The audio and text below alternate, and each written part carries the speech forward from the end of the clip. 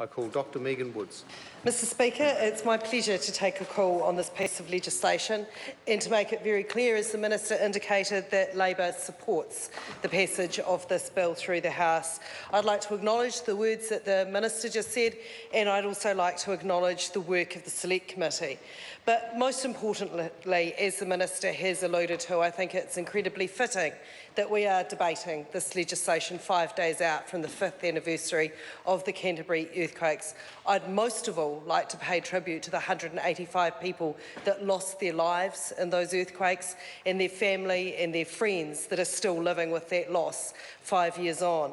I'd also like to pay tribute to the 35 people that were killed by unreinforced masonry and the 4 people that were killed in the street in Christchurch, and I'll come back to those reasons throughout this.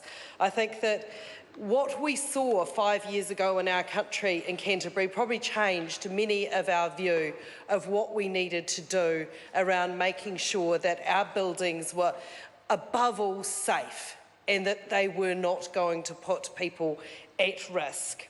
The other person I'd like to pay tribute to here is where the Minister finished his contribution, is Jan Bauer and her incredibly tireless advocacy for making this a better piece of legislation that we're seeing in the House tonight. Anne Bauer was the only survivor of a bus on Colombo Street that was crushed by unreinforced masonry, while the 12 other people on the bus that she was on were killed and suffered horrific injuries. And she came and spoke to us incredibly movingly about how it is that we could avoid the fate that she had been through and what she had witnessed. And Anne never gave up on her quest to improve the piece of legislation that first went to the Select Committee. So I commend her for that effort that she put in, and I'm very pleased to see that her efforts have paid dividend enough having a much stronger piece of legislation that we're here debating in this House tonight. The piece of legislation that was first referred to the Select Committee is vastly different than the bill that we have before us here. And I think that if I can speak personally for a moment, Mr Speaker, that this has probably been one of the most productive exercises that I've been on as a parliamentarian in terms of working in a very non-partisan way to genuinely improve a piece of legislation and work for a good outcome at the Select Committee. So I would like to acknowledge the way in which our committee worked and to acknowledge the chairmanship of Scott Simpson and the willingness for us to be flexible and to listen and to be responsive to what people were telling us. Because, Mr Speaker, I think that what we have before us is an incredibly sensible piece of legislation. Instead of saying that we should treat the whole of this long land of ours as one risk zone, that we have divided this up. And this is a piece of legislation that is about the evidence. First and foremost, it's based in the science. It's based in the advice of GNS scientists telling us what the actual seismic risk in actual parts of New Zealand are.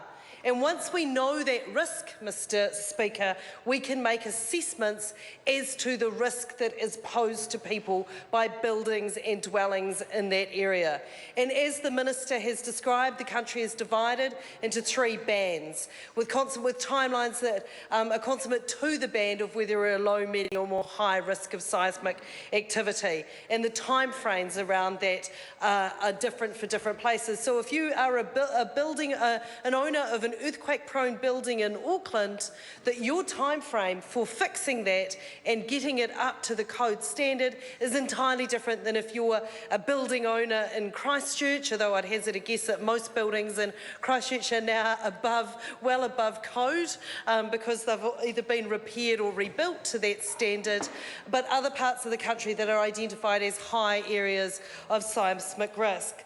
But the contribution that Anne Bauer made was that we needed needed to look beyond just the seismic risk and taking this very pragmatic approach to how it is that we carved up the country, but that we really did need to reach right across the country for the lowest hanging fruit.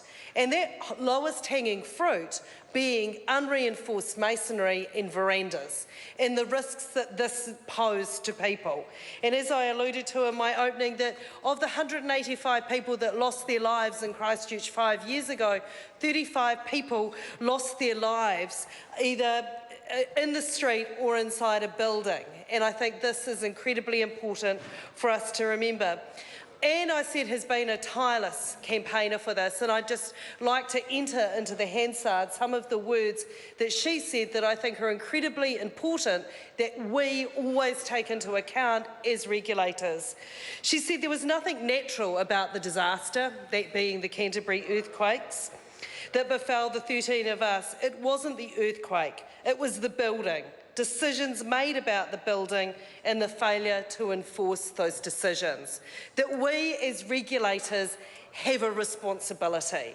We have a responsibility to ensure that we put in place laws and regulations that are going to keep people safe. That is why we are elected to positions of responsibility. All too often, we hear shrieks in this House about cutting through red tape. We hear shrieks about what a burden regulation is and how it is that we have to be more pragmatic and more sensible about these things. But I think, Mr. Speaker, this piece of legislation stands as a very poignant reminder of why it is that regulation matters and why it is that when we actually take off the ideological blinkers about the role of regulation, we can come up with very sensible, very pragmatic and very bipartisan or cross-partisan solutions, because as the Minister identified, in this kind of area, we have to give regulatory certainty to the building owners. People need to know that the repairs they're going to embark on with their building is not going to change with a change in government. This is a piece of legislation that is going to span a wide period of time, and we have to give people that certainty. So I would like us to remember that. A further comment from Anne was regulatory failure at its most murderous made Colombo Street run red that day. And I think that is a sentence that we should always remember, that it was regulatory failure that cost people their lives, the failure to put in place standards that would have kept people safe. This legislation is doing that. This legislation is taking a very sensible approach. It is balancing out the risks in the real sense that they are risks and measured risks, and putting in place solutions to address those. And Mr. Speaker, this is the kind of model of legislation that I think that we can all take heed of. Because the piece of legislation that was first introduced into this House, not by the Minister who's just given the second reading speech, but by his predecessor, the Honourable Maurice Williamson, was a piece of legislation that didn't take heed of the Royal Commission into the Canterbury earthquakes. A Royal Commission was rightly set up to find out why it was that people died as a result of building failure in an earthquake. A Royal Commission made recommendations, and there was a Minister that did not heed those recommendations. There were some quotes where the Minister was saying things that was essentially the government's decisions are broadly in line with the recommendations in Volume 4 of the Canterbury Earthquakes Royal Commission report. When it comes to putting people's lives in the hands of regulation and making sure people are safe, broadly in line with is not good enough. So I commend the current Minister for realising that the piece of legislation wasn't strong enough, the legislation that was referred to the committee, and for giving the committee the latitude to fix the legislation and to bring back to this House a much stronger bill that we can be discussing here tonight. Debate seems too strong a word, because I get the feeling there's going to be a lot of congratulating each other for the good work done, because there was a tremendous amount of work.